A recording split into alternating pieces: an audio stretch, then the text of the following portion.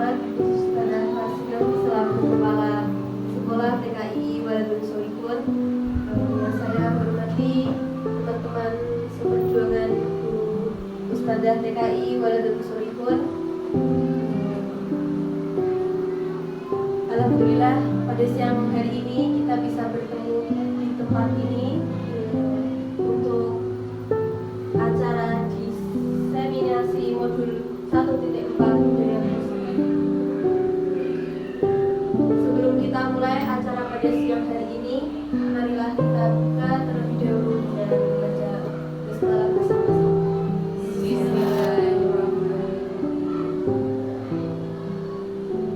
Pada acara siang hari ini, perkenankan saya untuk membacakan susunan acara. Yang pertama adalah pembukaan, yang kedua acara inti, yang ketiga tanya jawab, dan yang terakhir adalah penutup. Marilah kita buka bersama-sama acara pada siang hari ini dengan membaca basmalah. Bismillahirrahmanirrahim. Selanjutnya memasuki acara inti yang akan disampaikan oleh Ustazah Dia Ayu Bekti Perwita. Kepada beliau kami persilakan.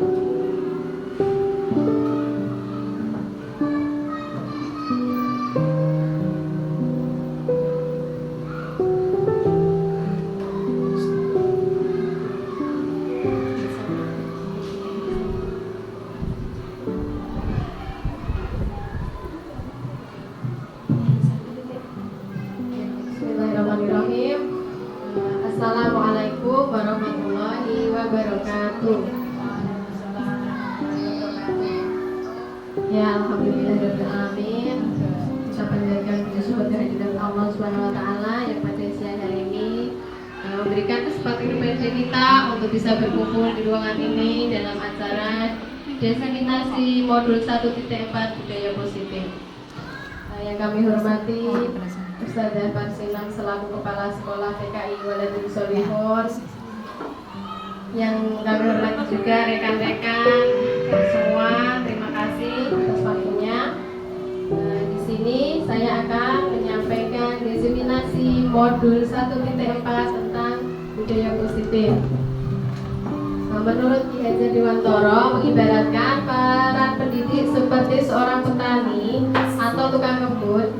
Anak-anak seperti biji tumbuhan yang disemai dan ditanam oleh Pak Petani di ladang yang sudah disediakan. Bila biji jagung ditanam di tempat yang subur dengan mendapatkan sinar matahari dan pengairan yang baik, meskipun bibitnya kurang baik, maka dapat tumbuh dengan baik karena perhatian dan perawatan dari Pak Tani. Demikian sebaliknya, meskipun biji jagung disemai adalah bibit berkualitas, namun tumbuh di lahan yang gersang dan tidak mendapat sinar matahari dan pengairan serta tangan milik Pak Tani, maka biji jagung itu mungkin tumbuh namun tidak akan optimal. Dari uraian di atas, kita bisa memahami bahwa sekolah diberatkan sebagai tempat bercocok tanam, sehingga guru harus bisa menjadikan lingkungan sekolah menjadi aman, menyenangkan, menjaga dan melindungi murid dari hal-hal yang tidak baik. Dengan demikian, karakter murid akan tumbuh dengan baik sesuai dengan profil pelajar Pancasila. Lanjut. Tujuan mewujudkan budaya positif yang pertama, menumbuhkan disiplin positif di sekolah, meyakini nilai-nilai kebajikan universal, membentuk keyakinan kelas dan menciptakan murid yang merdeka sesuai profil pelajar Pancasila. Kemudian, tujuan pendidikan menurut Ki Hajar Dewantoro, tujuan pendidikan yaitu menuntut segala kodrat yang ada pada anak-anak agar mereka dapat mencapai keselamatan dan kebahagiaan yang setinggi-tingginya, baik sebagai manusia maupun sebagai anggota masyarakat. Oleh sebab itu, pendidik itu hanya dapat menuntun tumbuh atau hidupnya kekuatan kodrat yang ada pada anak-anak agar dapat memperbaiki lakunya, bukan dasarnya. hidup dan tumbuhnya kekuatan kodrat anak. Nah, itu menurut Ki Hajar Dewantara tentang tujuan pendidikan yang ada di sekolah kita ini. Kita menuntun anak sesuai dengan kodratnya.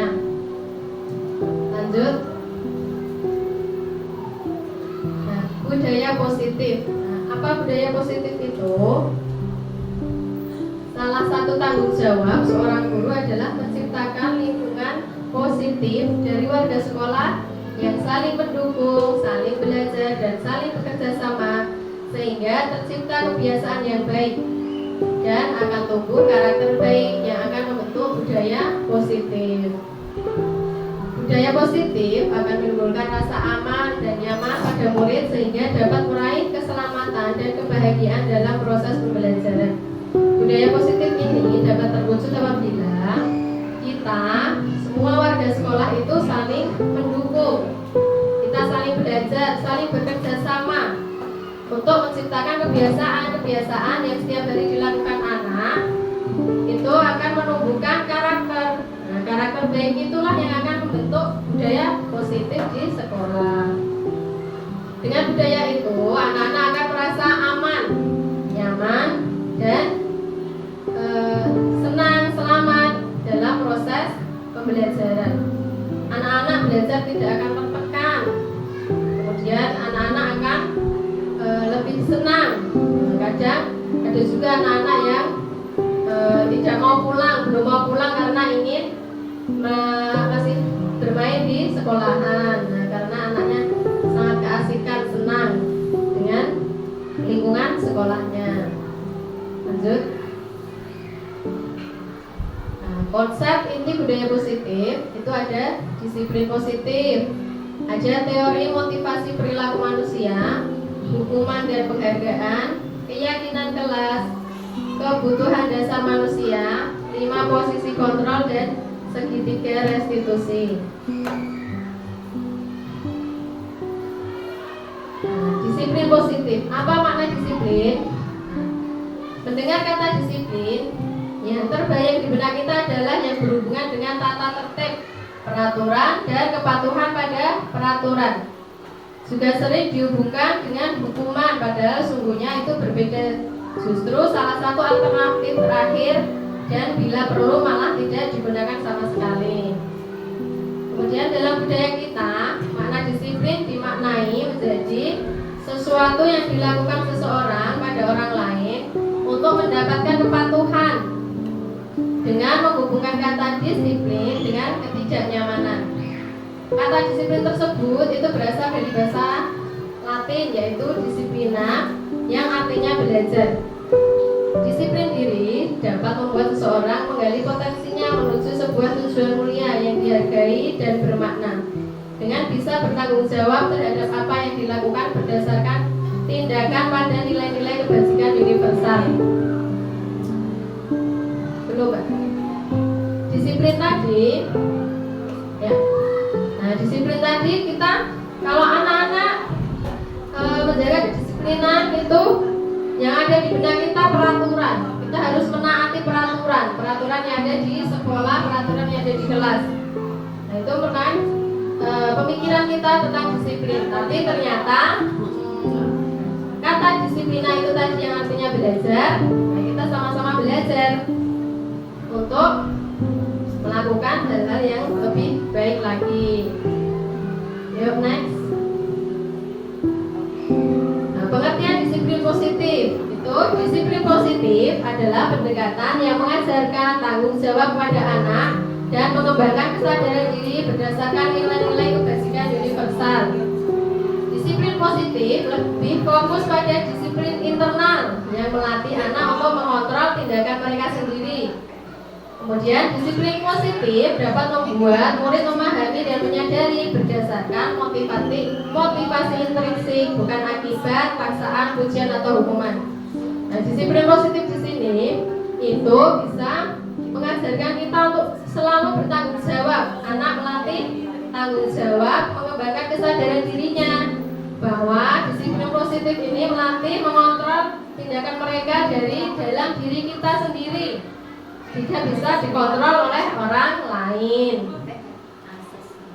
Menyadari berdasarkan motivasi intrinsik tadi bukan karena paksaan, ada paksaan dari orang lain, karena dipuji ya, mendapat pujian lalu suka sekali melaksanakan perilaku yang mencerminkan disiplin positif. Nah itu juga tidak kurang pantas karena masih mengandalkan tentang pujian reward dari orang lain. Lanjut. Mengenai nilai-nilai kebajikan universal, nilai kebajikan adalah sifat positif manusia yang merupakan tujuan mulia yang ingin dicapai setiap individu. Tujuan mulia mengacu pada nilai-nilai atau prinsip-prinsip yang dianut seseorang. Nilai kebajikan universal terlepas dari suku, bangsa, agama, bahasa maupun latar belakangnya, yang merupakan payung besar dari sikap perilaku kita, merupakan fondasi kita dalam berperilaku. Kemudian, setiap perbuatan memiliki suatu tujuan yang dikemukakan oleh Dr. William Glasser pada teori kontrol 1984. Kemudian, Dan Gessen 1998 mengemukakan bahwa dengan mengaitkan nilai-nilai kebajikan yang diyakini seseorang, maka motivasi intrinsiknya akan terbangun sehingga menggerakkan motivasi dari dalam untuk mencapai tujuan yang diinginkan. Nah, semua itu tergantung dengan motivasi intrinsik kita yang ada di dalam diri kita. Kita mau seperti apa? Nah, itu tidak ada yang bisa mengontrol. Yang bisa hanya diri kita sendiri untuk melakukan kebajikan universal sebagai fondasi kita untuk berperilaku. Lanjut. Mengenai motivasi perilaku manusia itu ada 3 yang dalam dinyatakan Dan Gessen itu menyatakan ada 3 motivasi perilaku manusia. Yang pertama, untuk menghindari ketidaknyamanan atau hukuman ini adalah tingkat rendah dari motivasi perilaku manusia. Untuk menghindari hukuman atau ketidaknyamanan akan bertanya, apa yang akan terjadi apabila saya tidak melakukannya? Nah, sebenarnya mereka sedang menghindari permasalahan yang mungkin muncul dan berpengaruh pada mereka secara fisik, psikologis maupun tidak terpenuhinya kebutuhan mereka bila mereka tidak melakukan tindakan tersebut. Nah itu tadi yang pertama, menghindari ketidaknyamanan. Kemudian yang kedua, untuk meningkatkan, untuk mendapatkan imbalan atau penghargaan dari orang lain. Orang dengan motivasi ini akan bertanya, apa yang akan saya dapatkan apabila saya melakukannya? Nah, mereka melakukan tindakan untuk mendapat pujian dari orang lain. Nah ini orang seperti ini biasanya suka sekali dipuji.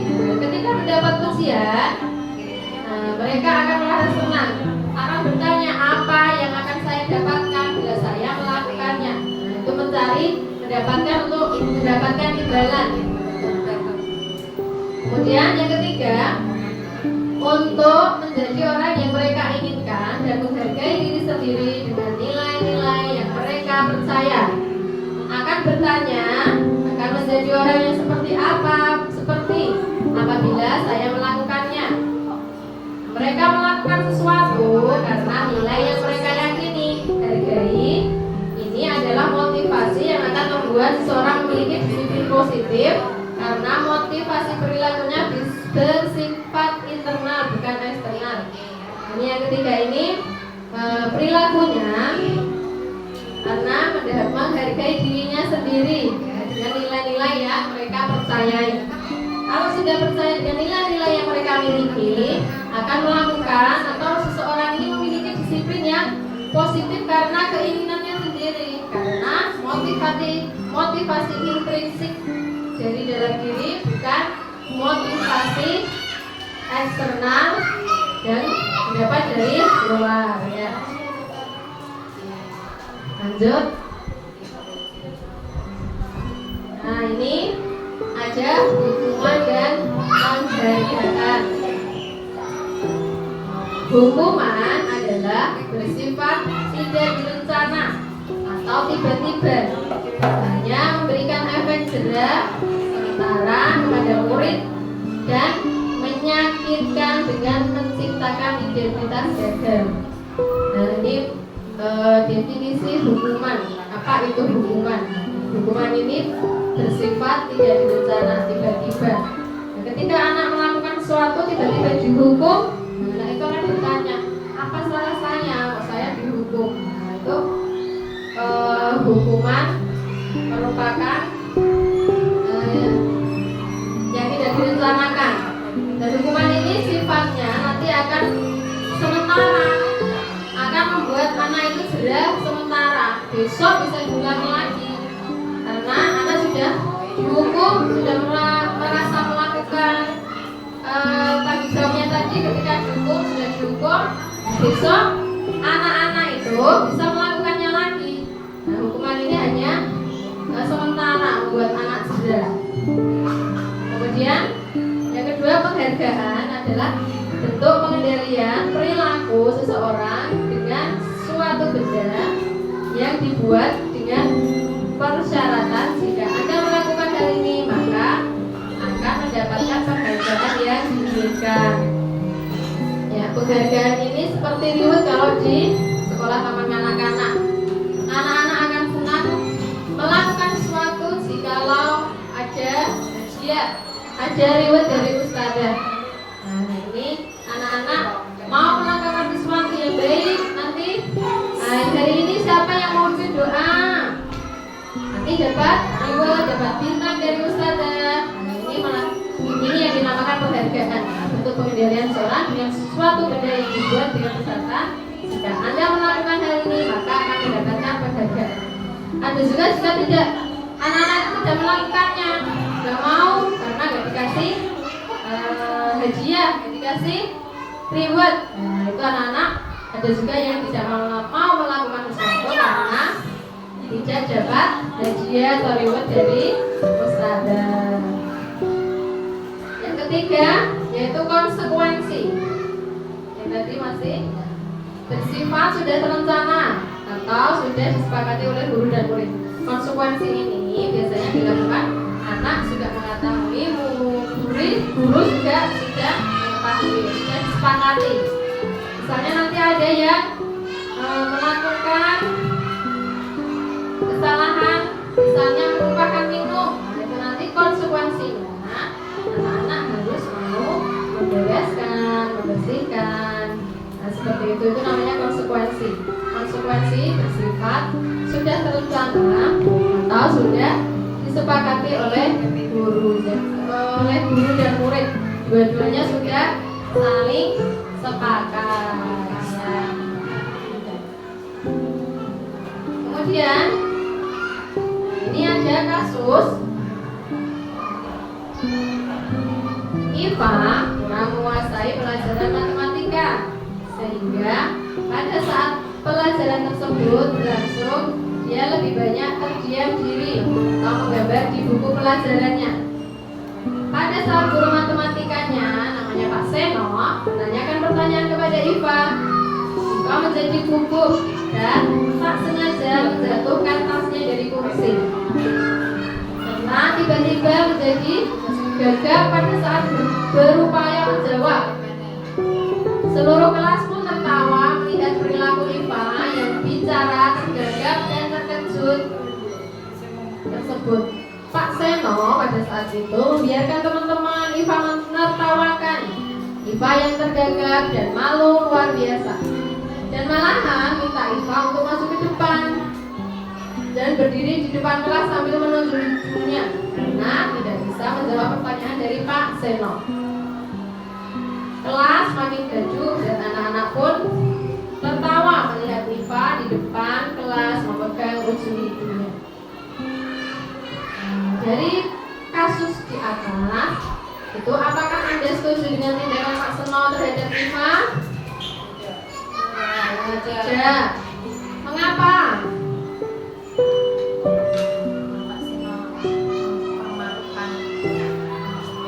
Karena Pak Seno itu telah mempermalukan IPA, ya, menertawakan IPA, kemudian menghukum IPA berdiri di depan kelas sambil menunjuk hidungnya. Itu tindakan Pak Seno, itu tidak setuju. Kemudian yang nomor 2, menurut Anda tindakan Pak Seno terhadap IPA adalah sebuah hukuman atau konsekuensi? Ya, sebagai hukuman. Ya, itu sebagai hukuman. Mengapa?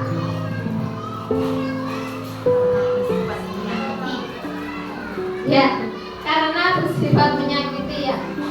Dengan perlakuan Pak Seno tersebut itu telah membuat Iva merasa malu yang luar biasa. Karena sudah ditertawakan temannya, kemudian sudah disuruh untuk berdiri di depan kelas. Kemudian perasaannya Iva itu malu yang luar biasa. Mengapa Pak Seno memperlakukan Iva seperti itu? Itu sebagai hukuman. Jadi Iva merasa sakit hati dengan perlakuan dari Pak Seno. Ya, lanjut.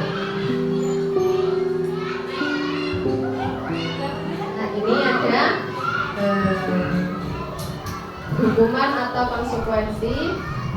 Ada tindakan buruk, yaitu lari mengelilingi lapangan basket 2 kali karena terlambat hadir di sekolah.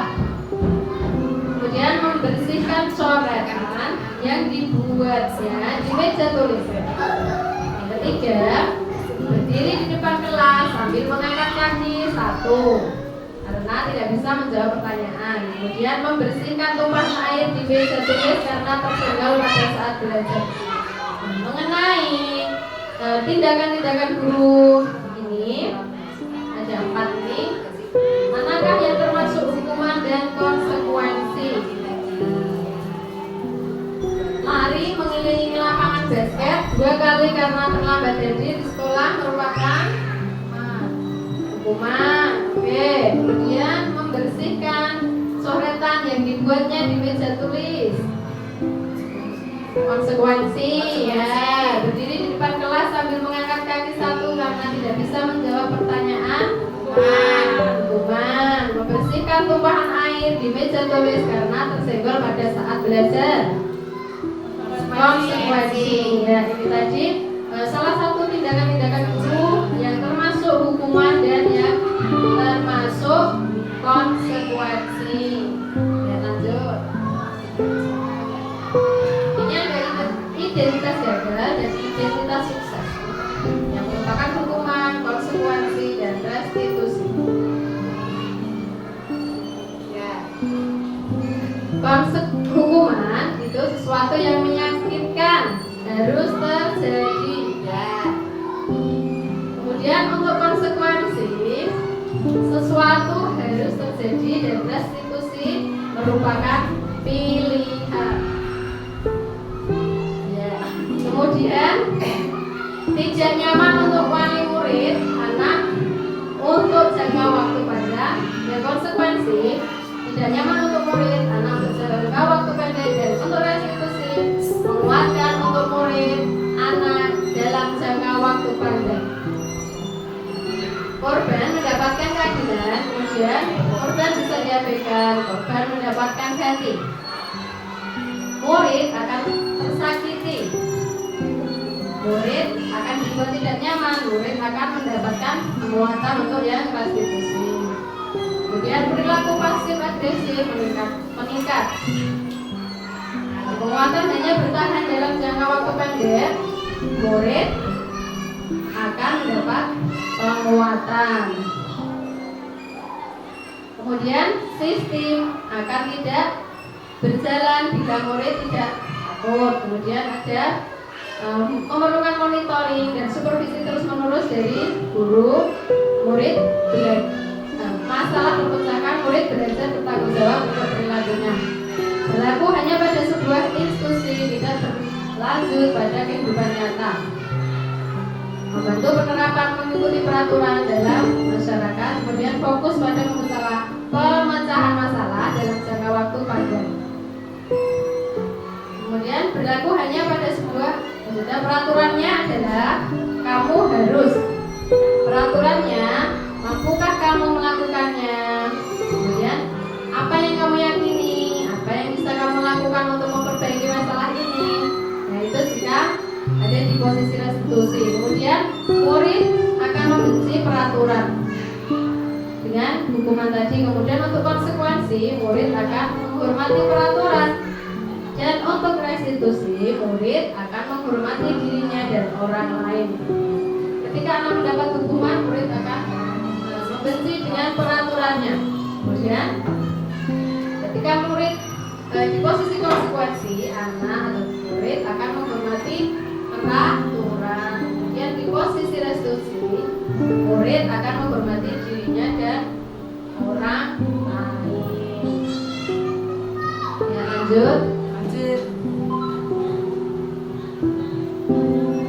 Ini tentang keyakinan kelas.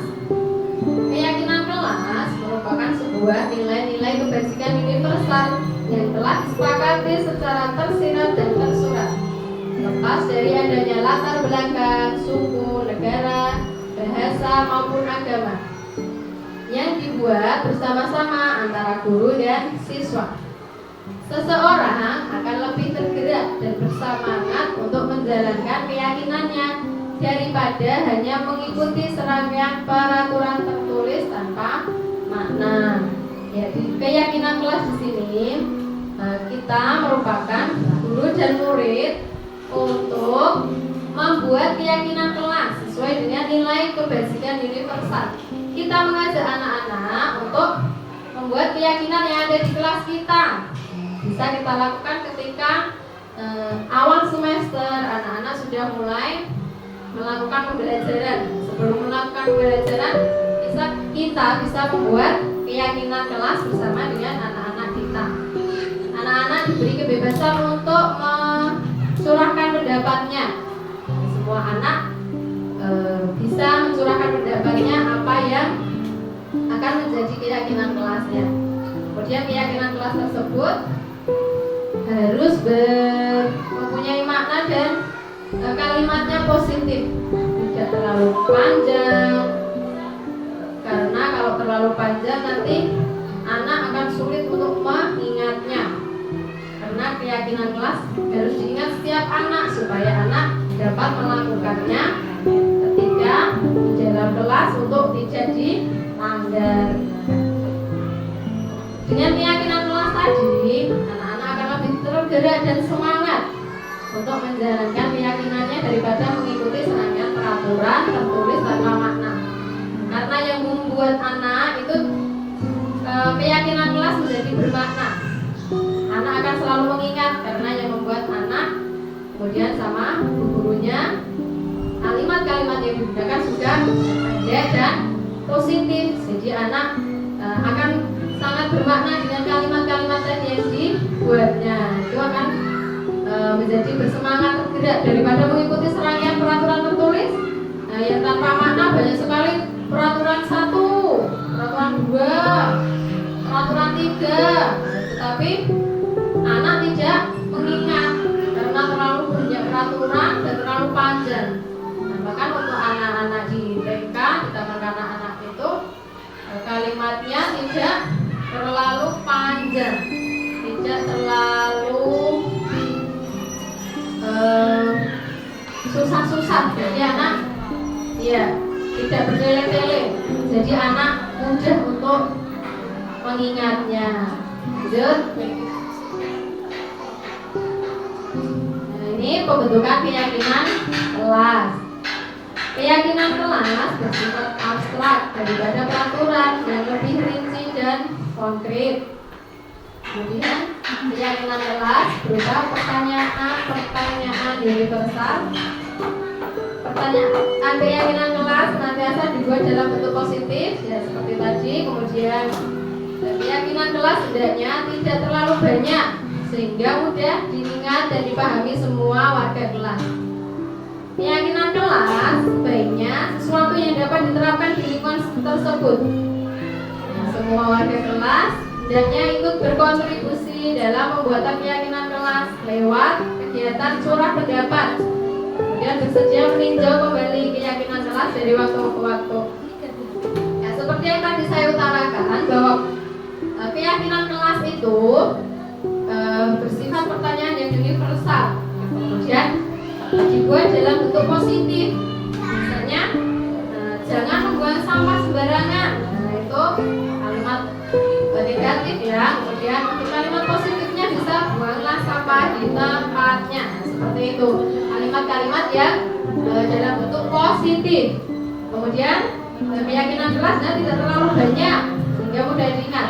Ya. Keyakinan kelas itu biasanya bisa dibuat dalam 5 atau 4 poin lah, poin ya. Atau paling tidak ada 6 poin yang ada peraturan di kelas. Kalau terlalu banyak nanti takutnya anak malah tidak bisa mengingat keyakinan kelas yang dibuat tadi karena terlalu banyak poinnya yang harus diingat. Kemudian keyakinan kelas banyak sesuatu yang dapat diterapkan di lingkungan. Ya nggak usah terlalu muluk untuk membuat keyakinan kelas. Apalagi kita di taman kanak-kanak ya di TK itu anak-anak kalau terlalu muluk juga belum bisa menerapkannya, sehingga yang kita buat keyakinan kelasnya dalam bentuk sederhana ya, dibuat dalam bentuk sederhana. Semua warga kelas hendaknya ikut berkontribusi dalam pembuatan keyakinan kelas lewat kegiatan curah pendapat. Ya seperti tadi itu, semua murid itu berhak mencurahkan pendapatnya. Misalnya, Mas Lana datang disiplin, datang tepat waktu. Ya itu curah pendapat Mas Lana. Kemudian ada Mbak Rana tidak membuang sampah sembarangan, itu bisa.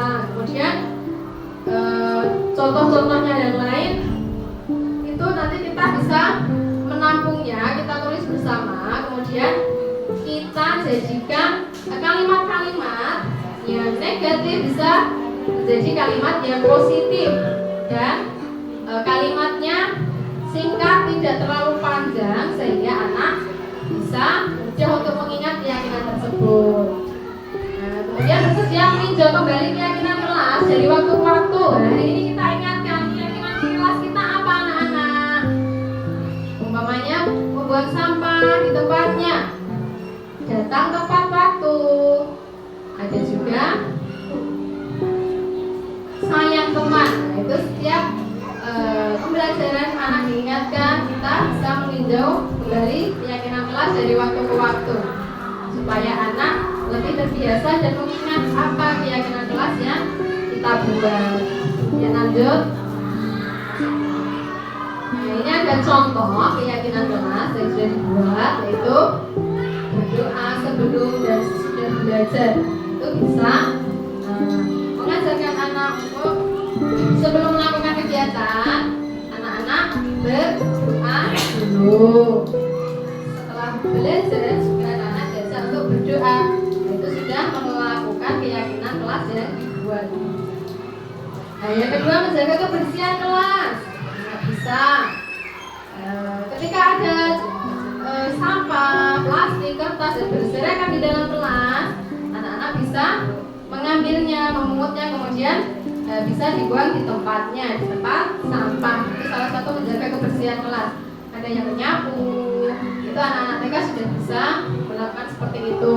Kemudian sayang teman, dan ini sama teman itu harus saling sayang. Semua teman diajak bermain bersama. Kemudian mainannya bisa dibagi dengan temannya, menghormati temannya, itu sayang teman. Kemudian meletakkan barang sesuai tempatnya. Ini biasanya anak-anak TK sebelum bermain ada aturannya seperti itu, meletakkan barang sesuai tempatnya. Ketika anak-anak bermain, setelah bermain, barang-barang yang tadi telah diambil bisa diletakkan di tempat semula. Ini bisa untuk dijadikan keyakinan kelas. Kemudian bersikap baik, ramah dan santun. Ketika mau masuk kelas juga mengucapkan salam. Kemudian mau pulang saling sama ustadzah. Bersikap baik, ramah, santun, bicaranya yang bagus, tidak teriak-teriak, tidak bentak-bentak sama teman, sama ustadzah. Untuk bersikap baik, ramah dan santun. Kemudian bisa saling menolong dan menghargai teman. Ketika anak-anak meminta bantuan, ada yang belum bisa membuka botol minum, menutup tempat makan, dan itu temannya bisa untuk membantu dan saling menolong, menghargai temannya, saling menghargai dan menghormati sesama teman. Sama ustazah juga begitu, harus menghormati dan menghargai.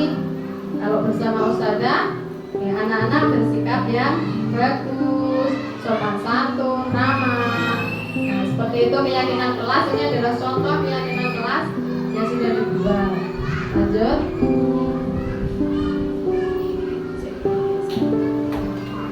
Kemudian ada kebutuhan dasar manusia. Kebutuhan dasar manusia itu seluruh tindakan manusia mempunyai tujuan, dan apa yang dilakukan adalah usaha terbaik kita untuk mendapatkan apa yang kita inginkan. Ada 5 dasar kebutuhan manusia, antara lain kebutuhan bertahan hidup adalah kebutuhan yang bersifat fisiologis, misalnya kesehatan, kesehatan rumah dan makanan. Nah, itu merupakan kebutuhan bertahan hidup kita ya. Anak-anak itu sudah butuh kesehatan, rumah, makanan. Nah, itu sebagai kebutuhan dasar hidup. Yang kedua, ada kasih sayang dan rasa diterima. Adalah kebutuhan psikologis untuk disayangi dan diterima. Tuhan akan hubungan dan koneksi sosial seperti dengan orang lain, teman, keluarga, pasangan hidup, teman kerja dan lain-lain. Itu kebutuhan dasar. Kebutuhan dasar yang nomor 2, kasih sayang dan rasa diterima. Nah, ini di sekolahan ini juga sama, anak-anak memiliki kasih sayang dan untuk rasa diterima dengan lingkungan di sekolah seperti temannya, ustazah gitu.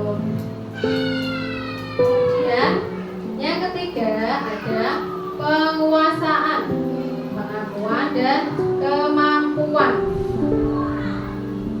Merupakan keinginan untuk mencapai sesuatu untuk dianggap berharga, bisa membuat perbedaan, kompeten, diakui dan dihormati. Nah, dengan penguasaan ini anak ingin dianggap berharga, membuat perbedaan, kompeten, diakui dan dihormati. Anak ingin merasa dihormati, ingin merasa dianggap, dihargai. Itu namanya kebutuhan penguasaan. Nah, ketika anak melakukan sesuatu, ini loh aku yang mengerjakan, ini loh hasilku. Nah, itu anak ini dia harus diakui dan dihargai. Nah, disinilah kebutuhan dasar manusia. Itu ada tentang penguasaan, power, pengetahuan dan kemampuan. Selain tadi rasa, yang nomor 2 kasih sayang dan rasa terima. Itu merupakan kebutuhan psikologis. Kemudian yang keempat ada kebebasan, kebutuhan akan pilihan. Merupakan kebutuhan akan kemandirian dengan kebebasan yang tinggi, menginginkan pilihan, perlu banyak bergerak, suka mencoba-coba, tidak terlalu terpengaruh orang lain. Nah, dengan kebutuhan ini anak-anak apalagi di TK itu ingin mencoba hal-hal yang baru, suka bergerak terus, fisik motoriknya selalu aktif ya. Itu anak-anak karena merasa ini bebas, akan kemandirian dengan kebebasan yang tinggi. Anak suka bergerak, suka mencoba hal-hal yang baru. Ini apa Ustazah? Coba ya. tak coba ini ya. Aku ingin main itu. Melihat barang baru, langsung aku ingin mencoba yang itu. Nah, tidak terlalu terpengaruh orang lain. Nah, tidak terpengaruh temannya mau main ini, mau itu. Tapi aku tetap mau yang ini, mau mencoba yang ini. Itu kebutuhan dasar manusia yang meliputi kebebasan anak ketika ingin mencoba hal-hal yang baru. Anak bergerak terus, kebutuhan akan kemandiriannya, menginginkan pilihan. Saya pilih yang ini, aku main yang mana. Itu tetap yang mempunyai kebiasaan seperti ini, anak tidak akan terpengaruh dengan orang lain, tetap kekeh dengan keinginan tadi, mencoba hal-hal yang baru. Kemudian ada kesenangan, merupakan kebutuhan untuk mencari kesenangan, bermain dan tertawa. Anak biasanya ingin menikmati apa yang dilakukan juga dapat berkonsentrasi tinggi saat mengerjakan hal yang disenangi. Dengan kesenangan ini anak-anak di sekolah bermain dengan temannya, tertawa, lari-larian. Nah, itu memang dunianya anak. Nah, anak suka dengan kesenangan. Di sekolah ini ingin mencari kesenangan. Anak belajar dengan bermain. Anak belajar dengan bermain. Kemudian juga berkonsentrasi tinggi. Ketika anak senang di sekolah, di kelas, itu konsentrasinya akan tiba-tiba cering gitu, tinggi. Iya, anak akan bisa melakukan itu karena anak senang. Tapi beda dengan anak yang tidak senang. Aku nggak mau mengerjakan ini. Aku tidak mau yang ini. Aku maunya yang itu. Tapi dengan anak sudah senang duluan, itu kegiatan yang akan dilakukan, itu anak akan senang melakukannya, karena keinginannya sendiri. Anak merupakan kebutuhan untuk mencari kesenangan, bermain. Anak senang sekali bermain dengan temannya, tertawa. Itu memang dunianya anak di TK ya, seperti itu, belajar sambil bermain. Kalau disuruh belajar terus, anak-anak akan bosan, tidak mau. Anak juga butuh kesenangan, mencari kesenangan. Lanjut. Nah, ini ada satu kasus. Ibu Ambar, guru wali kelas 2A di SD Pelita Hati, sedang bingung menghadapi ulas salah satu murid di kelasnya, Doni namanya ya. Beberapa anak di kelas 2A telah datang padanya dan mengeluhkan Doni yang seringkali meminta bekal makan siang mereka dengan paksa. Jika Anda menghadapi situasi seperti ini, apa yang akan Anda lakukan? Menurut Anda kira-kira apa alasan Doni melakukan itu? Ketika ada kasus seperti itu di sekolahan kita, ada siswa atau ada murid TK kita yang hobinya itu minta bekal temannya. Temannya itu mengadu kepada ustazahnya, ini loh, si Doni minta bekalku terus ustazah. Ada lagi juga bilang mengeluhkan seringkali meminta bekal makan siangku diambil Doni semua. Nah, kita sebagai guru harus mencari solusinya. Solusi apa yang kira-kira Bu Ambar lakukan? Nih, Ibu Ambar sebaiknya mencari tahu alasannya mengapa melakukan itu, agar mengetahui kebutuhan mana yang Doni itu berusaha untuk dipenuhi, yang sedang dipenuhi. Mengapa Doni melakukan seperti itu? Nah, itu sebagai guru ustazah apa ini, Ibu Ambar ini sebaiknya mencari tahu alasan Doni melakukan hal tersebut. Kalau Doni menjawab, kalau dia lapar dan tidak dibawakan bekal makan, maka kebutuhan Doni adalah untuk bertahan hidup. Kalau Doni menjawab, aku gak dibawakan bekal sama ibu, nah, itu karena kebutuhan Doni ini merupakan kebutuhan untuk bertahan hidup. Doni butuh makan. Kenapa kan dibawakan bekal makan? Sehingga Doni meminta temannya. Jadi kebutuhan yang ingin dipenuhi adalah kebutuhan untuk bertahan hidup. Kemudian kalau Doni menjawab, merasa senang karena temannya menjadi perhatian. Biarin tak ambil aja nih makanannya temanku, makanannya Ifah, tak ambil aja. Doni merasa senang, bahagia, wah tak ambil. Tuh, nanti temannya kan pasti akan mengadu, kan? Panggil Doni. Nah itu merupakan kebutuhan akan kasih sayang dan rasa diterima Doni dan teman-temannya. Makanya Doni melakukan hal itu karena kebutuhan dasar yang ingin dipenuhi adalah kebutuhan dasar rasa kasih sayang dan diterima. Kemudian kalau Doni merasa hebat karena temannya jadi takut, itu Doni kebutuhan dasar yang ingin dipenuhi adalah kebutuhan akan kekuasaan. Doni merasa hebat sendiri, ngambilin makanan punya teman, yang berani hanya aku yang ngambilin makananmu. Itu Doni ingin kebutuhan kekuasaan yang ingin dipenuhi.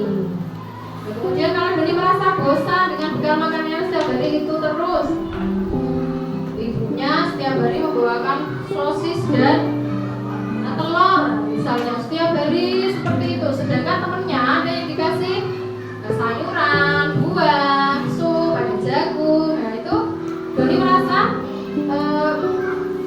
ingin seperti teman-temannya, bebas, lauknya yang dibawa ibu itu nggak hanya itu aja. Jadi kebutuhan yang ingin dipenuhi adalah kebutuhan akan kebebasan. Doni bekalnya itu bosan dengan apa yang dibawakan ibunya setiap hari seperti itu. Jadi Doni mencari perhatian dengan mengambil makanan punya temannya, ingin merasakan punya temannya itu seperti apa yang dibawa, karena temannya berbeda-beda ya yang membawakan makanan yang satu dengan yang lain. Sedangkan Doni setiap hari cuma telur sama sosis ya, karena juga bosan kalau anak-anak setiap hari juga seperti itu. Kemudian kalau Doni juga iseng aja supaya teman saya kesel, itu Doni kebutuhannya itu dipenuhi adalah kebutuhan akan kesenangan ya, seperti itu. Itu dari kasus di atas itu mengenai kebutuhan dasar manusia ya. Lanjut. Sekarang mengenai 5 posisi kontrol. Yang pertama yaitu penghukum.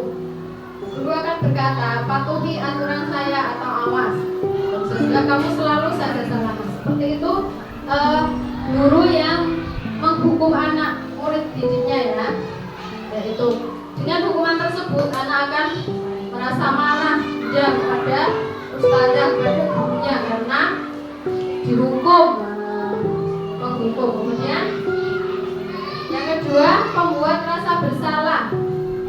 Biasanya guru akan berbicara lebih lembut, biasanya akan berkata, ibu sangat kecewa sekali dengan kamu. Berapa kali bapak harus memberitahu kamu ya?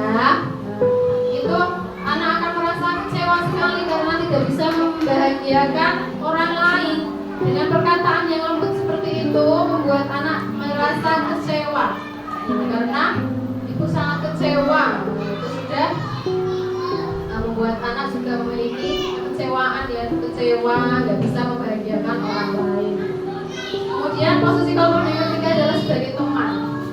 Pada posisi ini guru tidak akan menyakiti murid, akan tetap berupaya mengontrol murid menggunakan hubungan yang baik, bisa dengan humor. Untuk mengaruhi seorang, mereka akan berkata, ayo bantulah dari bapak ya, ayo ingat tidak bantuan bapak selama ini. Itu ketika guru memposisikan sebagai teman, anak akan merasa senang dengan perlakuan guru yang seperti itu. Tapi ada hal negatifnya juga, anak akan selalu mendalikan gurunya. Ketika bu guru tidak ada, nanti anak tidak akan melakukan sesuatu. Nah, itu ketergantungan. Ada ketergantungan terhadap guru. Kalau guru memposisikan sebagai teman, itu murid akan tergantung kepada gurunya. Ketika ustazah atau gurunya tidak berangkat, nanti anak tidak akan mau melakukan apa-apa, anak akan diam saja karena tidak ada gurunya. Nah, itu yang selama ini dianggap sebagai teman. Kemudian yang keempat, memantau, berarti mengawasi. Kita bertanggung jawab atas perilaku orang-orang yang kita awasi. Tanggung jawab guru dalam mengontrol murid. Kita bisa mengawasi anak-anak. Kemudian pertanyaannya dia juga, peraturan apa ya? Terus apa yang telah kamu lakukan? Sanksi atau konsekuensi apa? Itu kalau kita memposisikan sebagai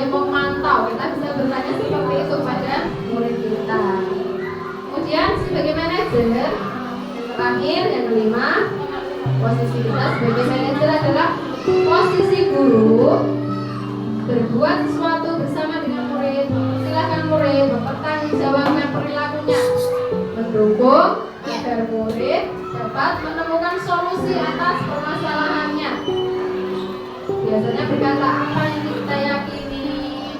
Kemudian jika kamu meyakininya, apakah kamu bersedia memperbaikinya? Apa rencana kamu untuk memperbaiki untuk posisi yang kelima, yaitu sebagai manajer. Ini posisi yang paling aman ya, kita sebagai guru memposisikan sebagai manajer. Kita bisa bertanya apa yang kita yakini. Kita membantu murid untuk mencari solusi misalkan atas perilakunya.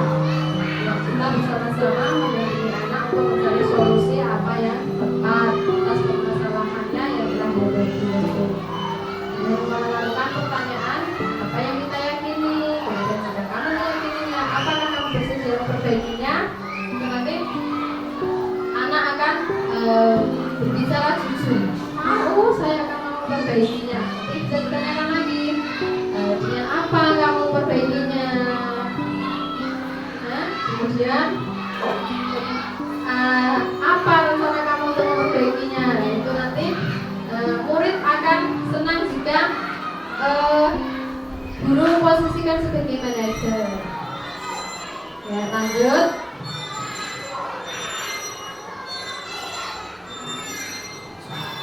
Ya, ini ada segitiga restitusi. Nah, kamu tentunya punya alasan mengapa melakukan itu. Segitiga restitusi itu ada 3 langkah ya. Yang pertama, menstabilkan identitas. Yang kedua, validasi tindakan yang salah. Kemudian menanyakan yang salah. Kemudian untuk menstabilkan identitas, setiap orang pasti pernah melakukan kesalahan. Namun bukan satu-satunya yang pernah melakukan ini.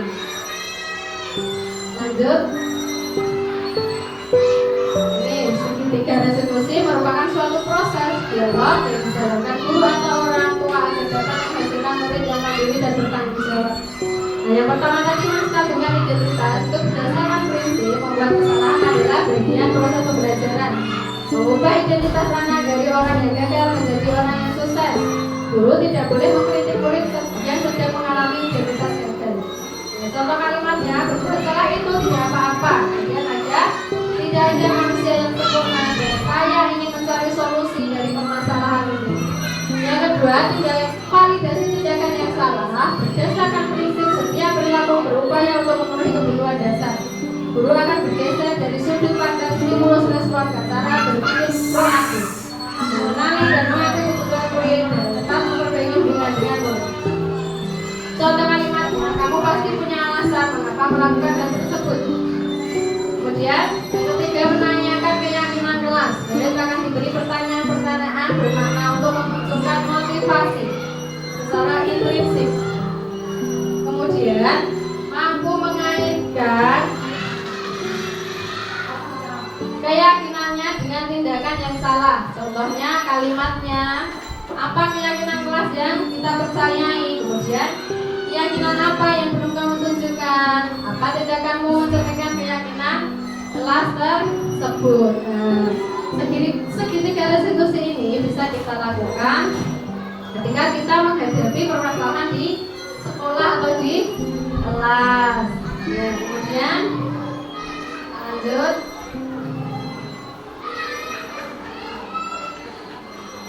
Nah, ini ada kasus kemarin yang sudah saya lakukan ketika ada kasus anak Mas Safir berebut mainan dengan Mas Asaf ketika bermain bersama. Nah, itu saya melakukan segitiga restitusi. Dari yang pertama yaitu menstabilkan identitas, kemudian yang kedua ada validasi tindakan yang salah, dan yang ketiga ada menanyakan keyakinan. Kemarin saya juga mempraktekkan apa yang telah saya dapatkan itu dengan segitiga restitusi. Itu aja kasus, kemudian ada penerapan segitiga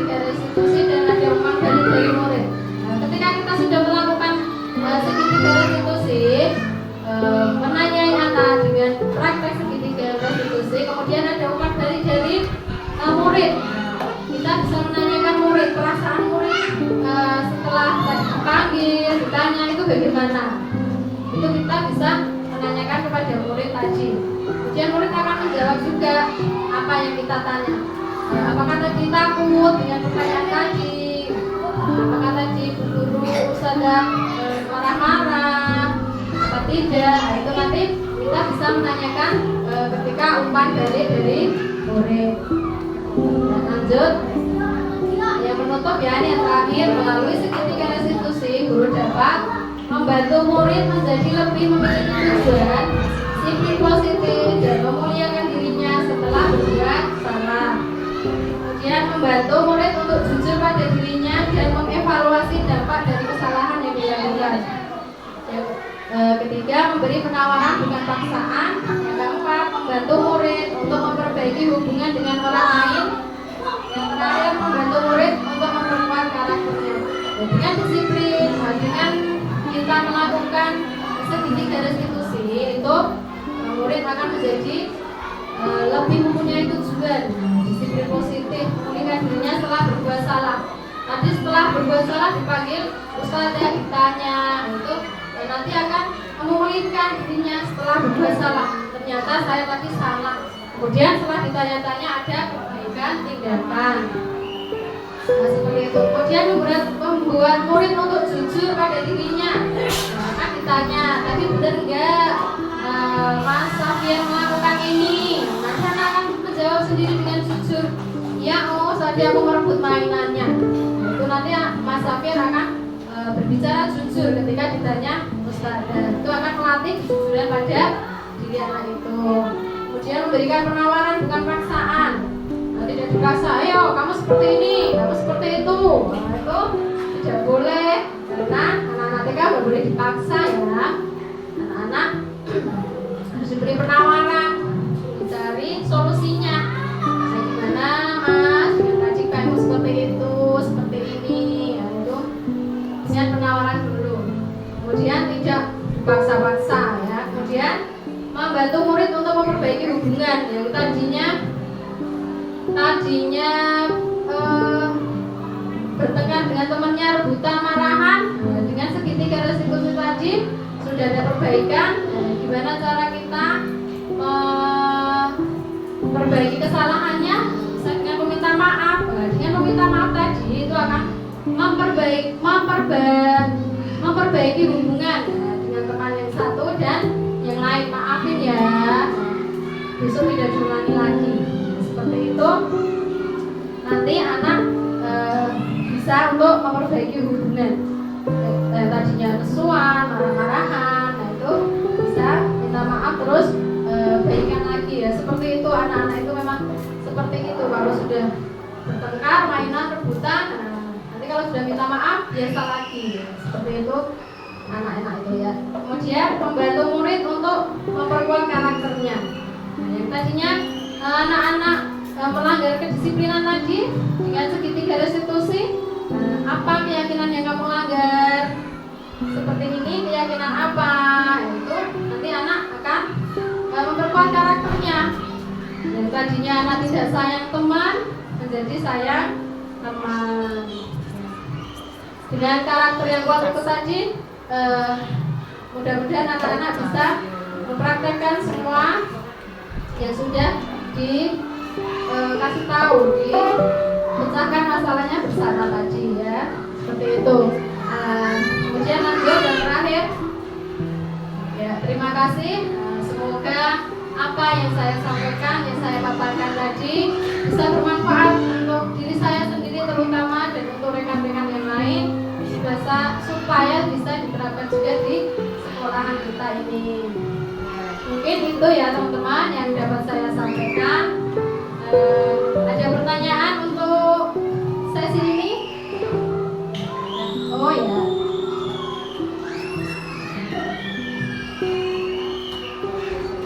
Terima kasih sudah memberikan waktu untuk bertanya. Saya ingin bertanya terkait dengan pemaparan yang sudah dilakukan oleh Bu Ayu. Itu kalau ukur untuk keberhasilan seperti apa? Apa yang menjadi tolak ukurnya? Terima kasih. Oh ya, oke, terima kasih. Pertanyaannya, tolak ukur keberhasilan sebuah keyakinan keras, yaitu yang pertama, anak akan merdeka dalam belajar. Anak bebas untuk mencurahkan pendapatnya. Kemudian yang kedua, anak juga melakukan itu tanpa paksaan, tanpa ada tekanan dari orang lain untuk melakukan keyakinan kelas tersebut. Kemudian dengan keyakinan tersebut, komunikasi efektif, komunikasi antara guru dan teman itu akan terjalin dengan baik. Kalau diam saja, nggak ada keyakinan kelas, mungkin anak-anak akan bebas ya, tidak ada komunikasi dengan gurunya. Nah, mungkin itu dari saya.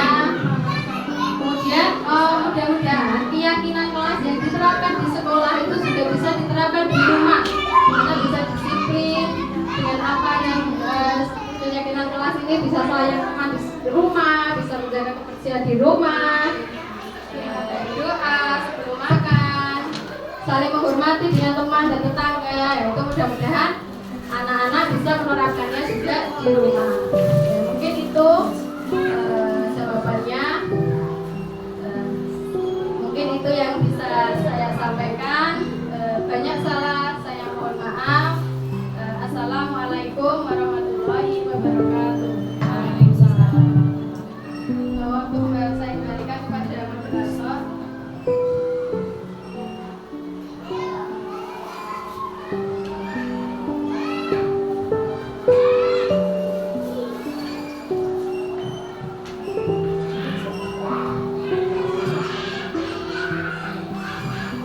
Alhamdulillah, pemaparan mengenai diseminasi modul 1.4 budaya positif pada siang hari ini sudah selesai. Kita sudah memasuki di penghujung acara, yaitu penutup. Sebelumnya, mari kita tutup acara pada siang hari ini dengan baca hafalan bersama-sama. Alhamdulillahirabbil alamin. Saya selaku moderator pada acara siang hari ini, punya kesalahan atau kekurangan mohon dimaafkan. Wassalamualaikum